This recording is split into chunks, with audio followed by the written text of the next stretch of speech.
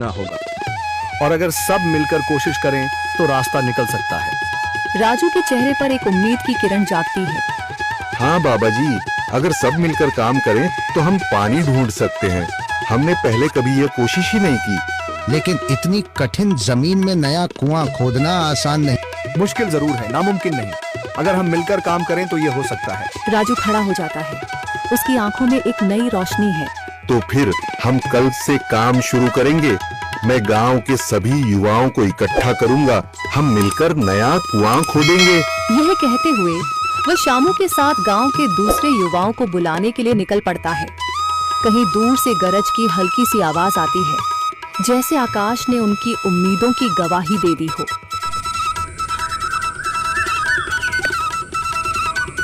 अगली सुबह राजू और शामू गांव के युवाओं को इकट्ठा करने निकल पड़े।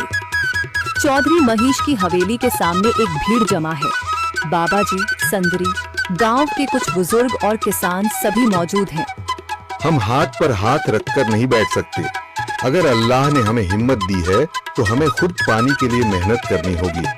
हम एक नया कुआं खोदेंगे। लेकिन राजू, क्या हमें यकीन है कि वहाँ पानी मिलेगा? बेटा, पानी जमीन के अंदर होता है, बस सही जगह खोदने की जरूरत है।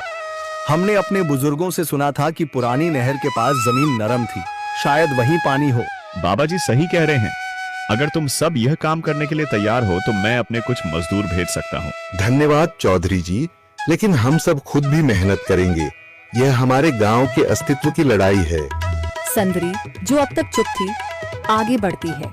हम औरतें भी पीछे नहीं रहेंगी। हम पानी लाने की व्यवस्था करेंगी, खाना बनाएंगी, ताकि तुम सब आराम से काम कर सको। यही हिम्मत चाहिए थी संदर।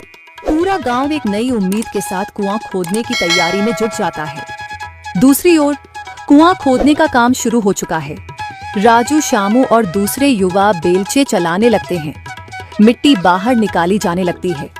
तेज गर्मी के बावजूद सब पूरी हिम्मत के साथ जुटे हुए हैं। दोपहर की तेज धूप जमीन आग की तरह तप रही है। गांव के लोग लगातार कुआं खोदने में जुटे हैं। हाथ छिलने लगे हैं, माथे से पसीना बह रहा है, मगर किसी ने हार नहीं मानी। महिलाएं पानी और सत्तू लेकर आती हैं ताकि पुरुषों को कुछ राहत मिले। हमें और गहराई तक जाना होगा। अब तक सिर्फ सूखी मिट्टी और पत्थर ही निकल रहे हैं। राजू, यह बहुत कठिन काम है। अगर हमें पानी न मिला। अल्लाह मेहनत करने वालों को कभी निराश नहीं करता बेटा। तुम सब अपनी कोशिश जारी रखो, पानी जरूर निकलेगा। हिम्मत मत हारो। अगर अब रुक गए तो फिर कभी पानी नहीं मिलेगा। सभी फिर से जोश में आकर काम में जुट जाते हैं, मगर सूरज की तपिश बढ़ती जा रही है और कई लोगों की सांसें तेज चलने लगती हैं। तभी एक तरफ से रामलाल और उसके आदमी हंसते हुए आते हैं। अरे भाई, तुम्हें लगता है कि जमीन तुम पर रहम करेगी? हाँ हाँ, ना समझ लोग, ये सब बेकार की मेहनत है। रामलाल, हमारा हौसला मत तोड़ो।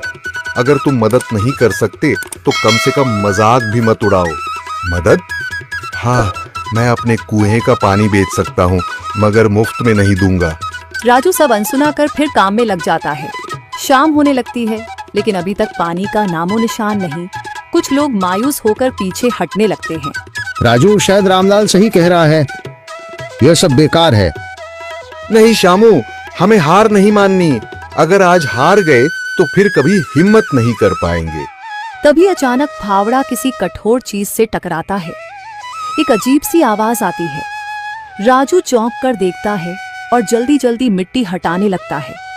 अचानक एक ठंडी लहर महसूस होती है। सभी लोग दौड़कर आते हैं। जैसे जैसे मिट्टी हटती है, नीचे से गीली जमीन नजर आने लगती है। सब हैरान रह जाते हैं। सुभान अल्लाह, मैंने कहा था ना, अल्लाह हमारी मेहनत को जाया नहीं करेगा। राजू और बाकी सभी जोर लगाते हैं। कुछ ही पलों बाद अचानक मिट्टी के नीचे से पानी की एक छोटी सी धारा फूट पड़ती है। गांव वाले खुशी से चिल्ला उठते हैं। पानी पानी निकल आया। यह अल्लाह की कुदरत है रामलाल, जिस पर तुम्हें यकीन नहीं था। पूरा गांव आनंद से झूम उठता है। लोग एक दूसरे को बधाइयां देते हैं। औरतें दुआ करने लगती हैं। कुछ दिन बीत चुके हैं। गांव वाले नए कुएं से पानी भर रहे हैं, खेतों को सींच रहे हैं और जिंदगी फिर से पटरी पर लौट रही है। मगर रामलाल अब भी अपनी